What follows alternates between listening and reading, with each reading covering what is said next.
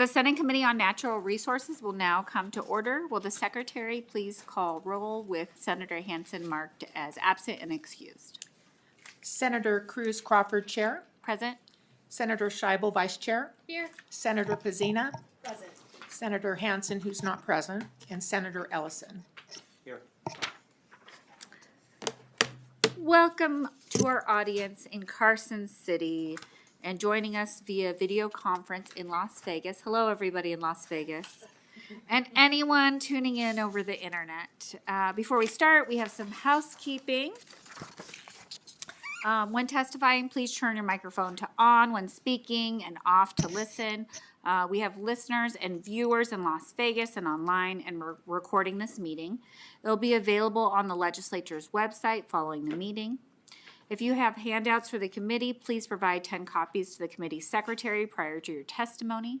In addition, exhibits and amendments must be submitted electronically as a PDF file to our committee manager no later than 3:30 p.m. the business day before the meeting.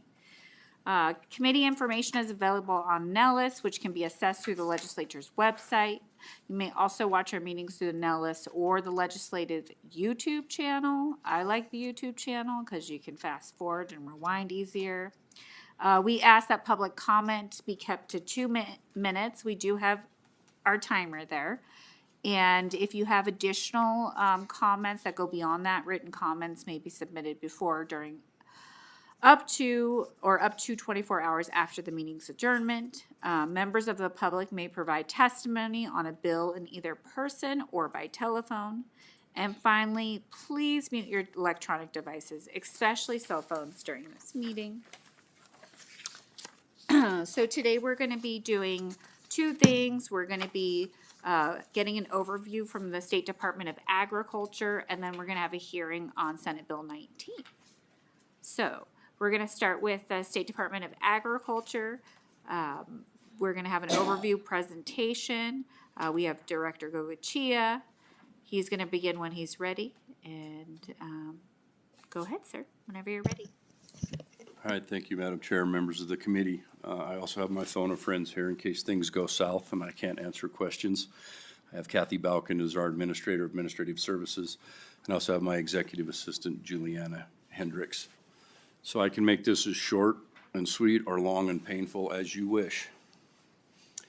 The mission of the Department of Agriculture is to preserve, protect, and promote Nevada agriculture. This picture was taken this September. We had an all-staff meeting.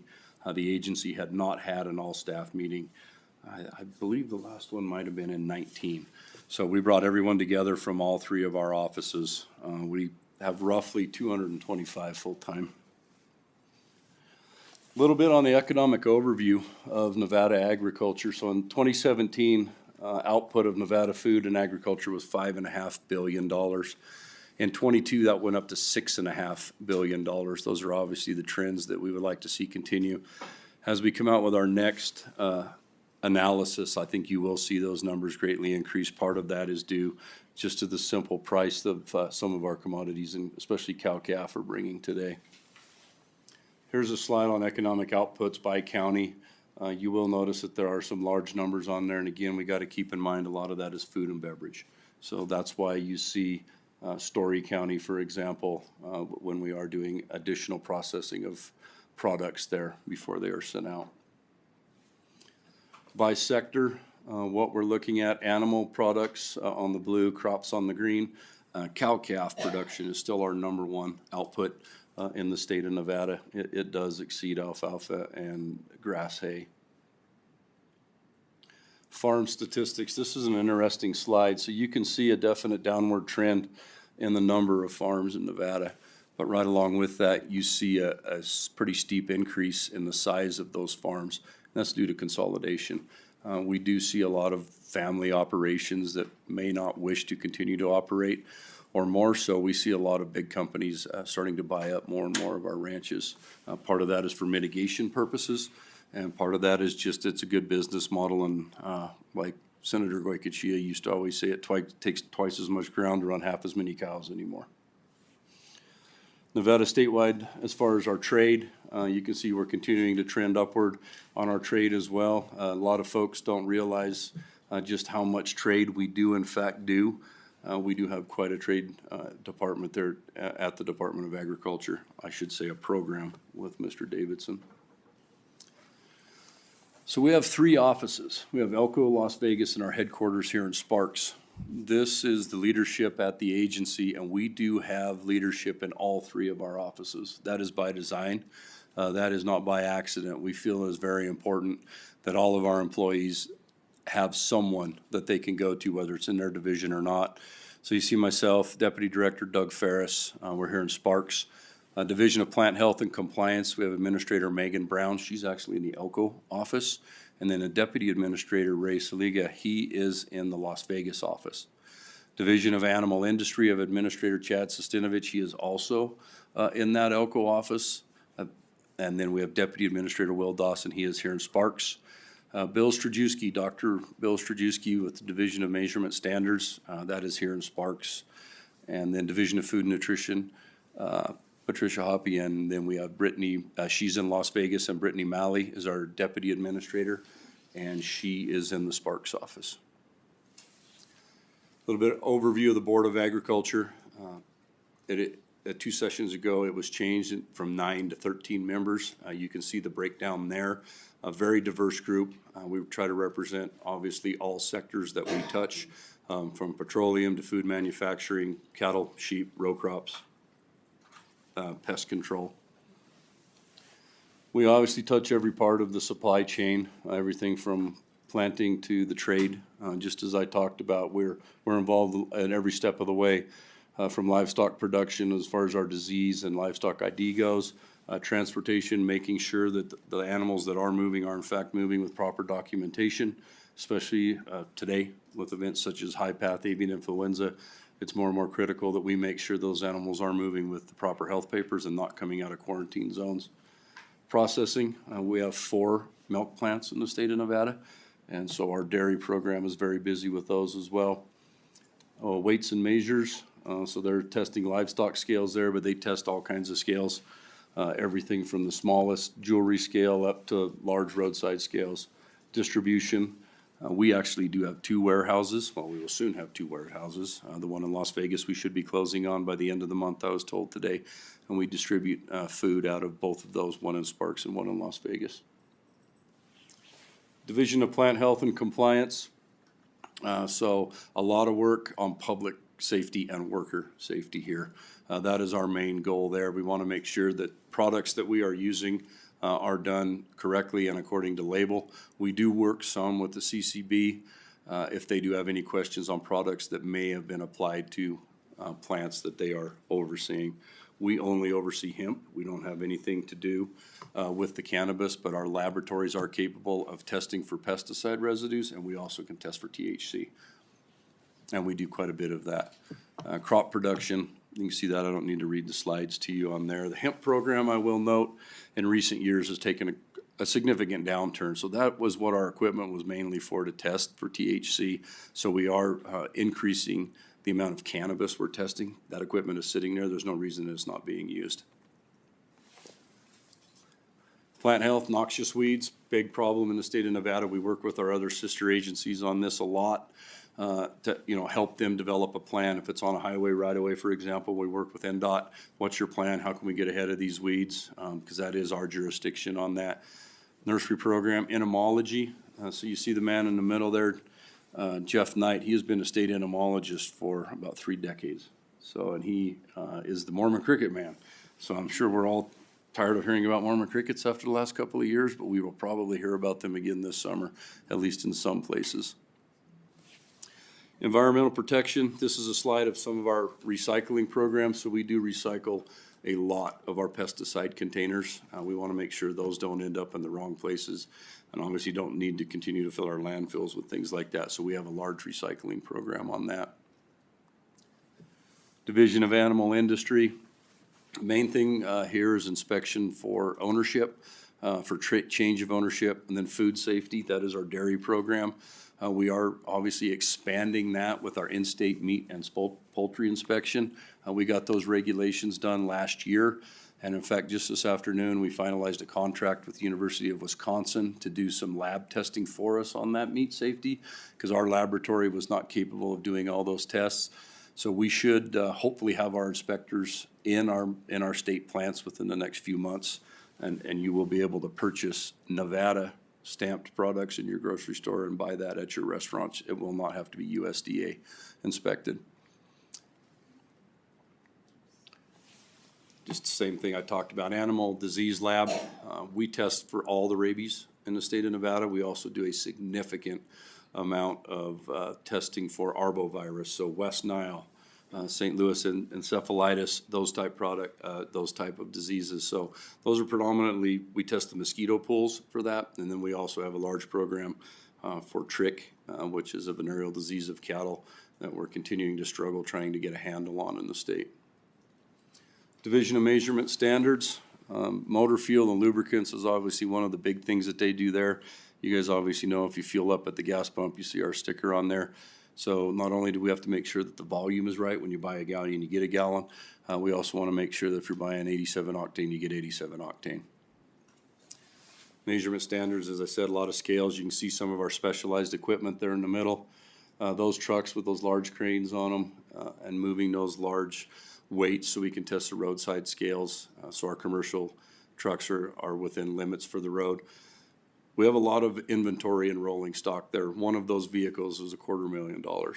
So we have a lot of aged stock. Thankfully, over the last few years, we've been able to replace a lot of that, including one that we'll be replacing this year for that same thing. I should note, while I'm here, our petroleum lab, we have one in Las Vegas and also one in Sparks. And I apologize, I should have said the same with the animal disease lab. We have one in Elko and one in Sparks as well. So we do have those spread across the state. We have one full-time microbiologist in Elko that has greatly helped take a lot of the load off of Sparks, and it gives those folks out there an avenue to have these samples tested. We don't have to send them out of state. Food and Nutrition administer federal funds, access to food. I think a lot of you are probably very familiar with this. I know the chair is from her work at the school. So child nutrition programs. We have those, senior nutrition programs, community support programs, very busy. And here as well, we have a lot of aged rolling stock. We have some semis, one I believe is a 1993 model. We haven't got rid of that one yet. We're trying to. And I like to make the joke, when we're running older equipment here than Pete Gogachia is at Gogachia Ranches, we need to replace some iron. Division of Administrative Services, that's where Kathy and I and Juliana are housed. So that's fiscal, global trade, as I talked about. Dylan Davidson does a great job there for us, economic development. We have a wonderful communications team. Every time we have a disease outbreak or the eggs, for example, Sierra and Melanie are just knocking it out of the park, making sure the public has the correct information. We do have a large presence on Facebook, Instagram, Twitter. And so if you need the correct information, we encourage you to reach out to us or follow us on social media. And please follow us. Don't believe everything you see on the other ones. They're not always accurate. I know that's weird, right? Looking ahead, we want to continue to build that customer service out, both internally and externally. We have a really good team put together across the agency right now, and our goal in administration has been to make sure we retain those employees and offer them that opportunity to move up within the program when we can. Expand the food safety programs. We are working with Health and Human Services, and there's a bill in that we're trying to take a program of theirs, it's environmental inspectors. We're already doing that. So we're already out there in the dairies doing that inspection. We're going to be doing it now with the meat and poultry inspection. So it just made more sense to bring them both together if we could. There's no reason that they have inspectors doing retail inspections, for example, in Elko, and we have a meat inspector in the same town. So rather than duplicating the exact same job, we would like to see all those brought into one. And that will greatly help us as well as we continue to expand our food safety roles, that we will have a dozen inspectors. And with that, I can rest for questions if there are any, or I can go back through it all again.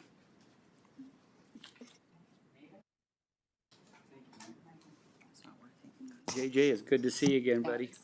Hey, I do have a couple questions. The school program for the produce, that stuff that goes to the schools, they used to donate a lot that to the school system. Do they still do that? That's my first question. Madam Chair, through you to Senator Ellison, unless you'd like me to go direct. So we do still have a farm-to-school program, and it is very successful. And we are actually providing meat protein through that program as well. So that is still available. And it was on, I don't know if I can go back up here, it was on here. Farm-to-school program, F2S up there. So yes, we still do quite a bit of that, Senator. I think that's great. The other thing I got is the labs in Reno, you know, at UNR, it's down there in the field. They don't do any testing at all for the help when you need them. Yeah, no, so, Chair, through you, Director Goycochea, for the record, the agency, Department of Agriculture, is responsible for all of the animal health oversight in the state of Nevada.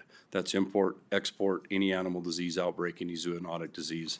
That is our authority and our responsibility under Chapter 571. Okay.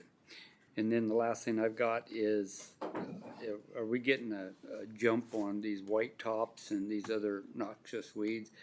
You know, that's some of the worst stuff we've been running into the last several years.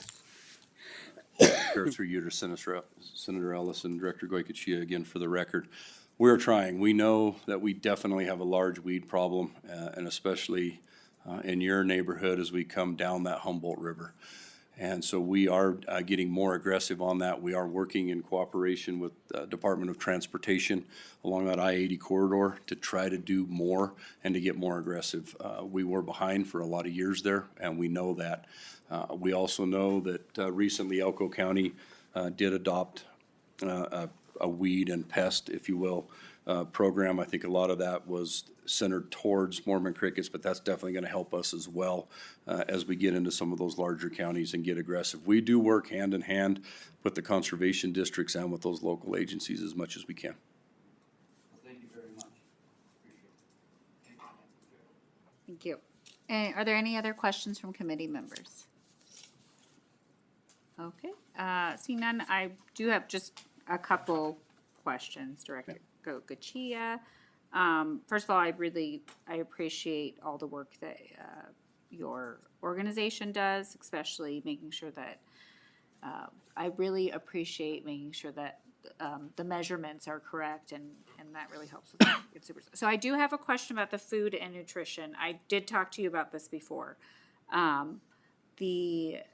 The food standards that are coming down, do those, so specifically within CCSD, one of the funding streams that we have in a school is our school generated funds, which are specifically like your student store type items. And that's the only funding stream that we can use in a school to purchase food. So like I use them for like staff potlucks or parent meetings, buying parents and families food or breakfast with books. And I know we're on like a watch list, and next year we have to do full implementation, and that's very much going to like detriment like my school in regard to like community events, like my fall festival I fund with that and stuff. Is that through you that makes those recommendations for the nutrition standards? Because basically Takis pay for everything at our school. I know, but if they don't buy it from us, we also share a wall with 7-Eleven, so that's going to go over there. So what is that like? Who decides on that food standard? And is that you, or do you just thank you. Madam Chair, Director Goycochea, for the record. So no, that is not decided by us. That is decided by the USDA. And they do coordinate with the Department of Education as well on that. So all we do is the oversight of the programs. So they tell us this is the sideboards, and those are the sideboards that we must operate within. And sorry to go up on a tangent, because this is actually really relevant to a lot of how we fund our educational programs. Do they have to apply through you for the items? You do the oversight like that and then tell school, yes, that's acceptable to sell or not, or who does that portion? Chair, Director Goycochea, for the record. So again, we do not dictate to the school. So example, for what the meals were that you would be serving, we don't tell you what that has to be. There's a budget, and the school districts and the schools can set that what they want. We often hear, why can't we have whole meat, for example? Why can't we have chicken breasts instead of chicken nuggets that are processed? And that's up to the school, and that's an economic decision that those school districts make. We do not dictate that on who does that. Again, that comes down from the USDA on what that is, but we are responsible for the audits on behalf of the USDA. So if we go into your school and you are not meeting the guidelines and doing it correctly, you get a do better, try harder letter. Yeah, okay. So, and I think you were talking about like the food I'm talking about like the food in the student store. There's an application process that we have to go through. Yes. If I want to sell a certain item, do I apply through your agency or is it through the federal food and? Madam Chair, apologies, I misunderstood you. Yes, so you can send those applications through us. They still must comply with that federal, with the federal guidelines. We don't make that decision, but you can send that to us. We make sure that it does comply. We often work with Clark County School District and making sure that everything that they are doing in there, everything from food trucks, et cetera, do comply. Because if they don't, then again, you're in violation, and we've got to try to work with you to bring that in line. Okay, and not to make this go on a long time, but a lot of principals have been asking about this is the guideline in regard to doing those sales like 30 minutes before school starts or after a certain time. Who comes up with those guidelines? Again, Madam Chair, Director Goycochea, for the record, those are not our guidelines either. Those come from above us as well. Okay, thank you so much. At least I have some answers for some people. Okay. And as always, if any of you have any questions, reach out. We're happy to correspond. We'll do a phone call. We can do it in writing, whatever you would like. We're an open book. So thank you. We'll give him a minute to go to his seat, and those presenting Senate Bill 19 may come up. Oh, Casey. We are ready to begin our first bill hearing. I will now open up the hearing on Senate Bill 19. Oh, yes, you're presenting. I was like, where's Senator Pazina going? This is a measure that authorizes the governor to enter into certain interstate fire compacts. We have two bill presenters today. We have Senator Pazina and we have Casey. We have allotted 15 minutes for your bill presentation, so please begin when you're ready. Good afternoon, Chair Cruz Crawford and members of the Senate Committee on Natural Resources. For the record, my name is Julie Pazina and I represent Senate District 12. And I thank you so much for the opportunity today to present Senate Bill 19. I had the pleasure of serving as chair of the Joint Interim Standing Committee on Natural Resources during the 2023-2024 interim alongside Vice Chair Senator Scheibel. The State Forester Fire Warden, who joins me at the table today, presented to the interim committee about the benefits of Nevada joining certain wildfire compacts with the continuous drought in Nevada and the challenges we've had with wildfires. And I know a lot of you can remember very recently some of the ones up in northern Nevada. The committee decided to unanimously approve the requesting of this bill. So without further ado, I'm going to hand it over to our State Forester Fire Warden. Thank you, Chair, members of the committee. For the record, Casey, State Forester Fire Warden. I'll just give a brief history of compacts in the U.S. So we are asking in Senate Bill 19 for Nevada to enter into both the Great Plains and the Northwest their wildland fire protection compacts. The Congress authorized the ability for states to enter into these agreements in 1911 in the Weeks Act. This was an authorization to enter into interstate compacts for the purposes of protecting forests and watersheds across state lines by a greater ability to share and coordinate wildland fire mitigation and management resources and funding. There are currently 8 compacts in the United States. Nevada is one of 3 states not currently in a compact. I don't know exactly why that is, but we are interested in getting in them. It was 5 recently. Hawaii and Arizona just both joined.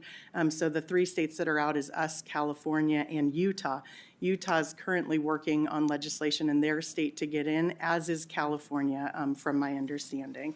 So that would create all 50 states and the Canadian provinces that are also in the compacts. This entering in for Nevada would supersede the Civil Defense Act, which had a forest fire addendum, which allowed us to move things state to state. That we had previously used, but because so many states got into the compacts, we couldn't utilize it once they were in with those states. The purpose of these compacts really is to allow for state-to-state movement. Right now, most of our out-of-state movement moves through our federal agreement with all of our federal partners, and we have to have individual state-to-state agreements to mobilize across state lines. We do have those with Arizona and California right now, but that requires a lot of heavy lifting on our staff's behalf to get those state-to-states and update them every year. And this allows for quicker movement, quicker response time. So we would still go through our federal ordering system, but we can also call our friends, any friends around us, and get quicker assets if they have them. And sometimes, I won't say always, quicker payment on the other end when you're requesting the funds back. So we would be able to send staff out of state. The more important movement is staff in state when we need the help on the large fires in our state. So with that, I'd be happy to answer any questions.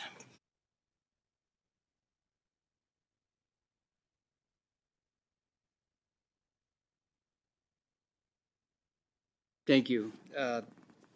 And I knew you guys are gonna work with California because of mostly Tahoe and some of that area. But what about Idaho? Northern Nevada, up by Jar Bridge in that way, and it goes into the Idaho area. Are we on a compact with Idaho? Thank you for the question, Chair, through you. And again, for the record, Casey.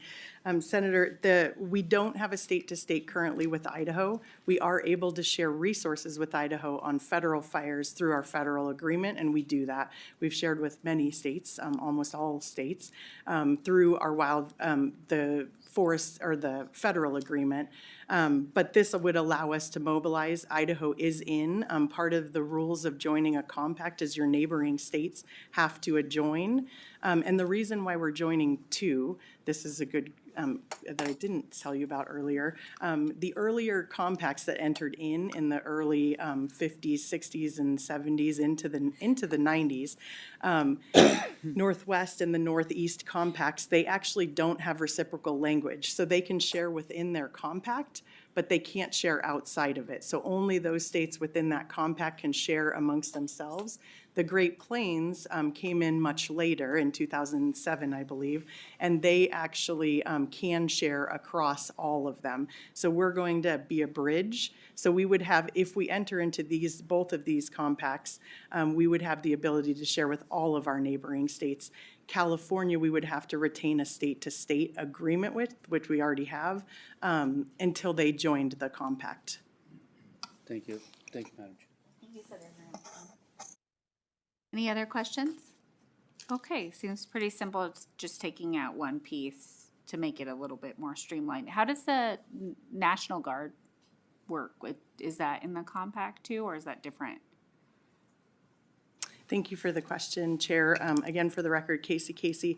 The National Guard, we have an agreement with the Nevada National Guard. And so, yes, we would mobilize the National Guard. We do mobilize them to California on our state-to-state. We would be able to mobilize them out of state. Some of the things like the MAFs that come through the Guard actually get ordered through the federal system in the state of Nevada. We don't have the MAFs currently under contract, although after the Davis fire, we are looking at maybe putting them in our state-to-state, in our interlocal agreement. But we can mobilize anybody who is a part of any of our agreements. So local government assets, mobilizing them off district, those who participate in our wildland fire protection program, we could mobilize them in or out. We could bring in other states who have agreements. So if California had, well, let's not use California as an example because they're not in. If Utah had an agreement with their National Guard and we needed their services, we could order them through this state-to-state compact. Thank you so much. Okay. So first, we're going to take testimony in support of Senate Bill 19. Is there anyone in Carson that would like to provide testimony? Remember, 2 minutes, and please spell your first and last name for the record. Okay. Does not look like we have anybody in Las Vegas, but just in case you're out of camera, Las Vegas, do we have any testimony providing support? AVH, is there anyone on the line wishing to provide support testimony? Chair, your public line is open and working, but you have no callers at this time. Okay, next we'll begin testimony in opposition for Senate Bill 19. We'll take opposition here in Carson City. Opposition in Las Vegas. AVH, is there anyone on the line wishing to testify in opposition for Senate Bill 19? Chair, you have no callers at this time. Finally, we'll have anyone that's testifying in neutral for Senate Bill 19. Let's begin in Carson City. In Las Vegas. AVH, is there anyone online that would like to testify in neutral for Senate Bill 19? Chair, you have no callers wishing to participate at this time. Awesome. Would you like to do any closing remarks? Okay. Great. I will now close the hearing on Senate Bill 19. Our final business is public comment. Please remember, public comment is limited to 2 minutes. And please state your name and spell it for the record. Is there any public comment here in Carson City? Any public comment in Las Vegas? AVH, is there anyone waiting to provide public comment on the phone lines? Chair, your public line is open and working, but you have no callers at this time. Seeing no further or no public comment, that concludes our meeting. Our next meeting will be on Tuesday, February 25th. This meeting is adjourned. Have a wonderful day. It's the 15-minute presentations. Thank you so much.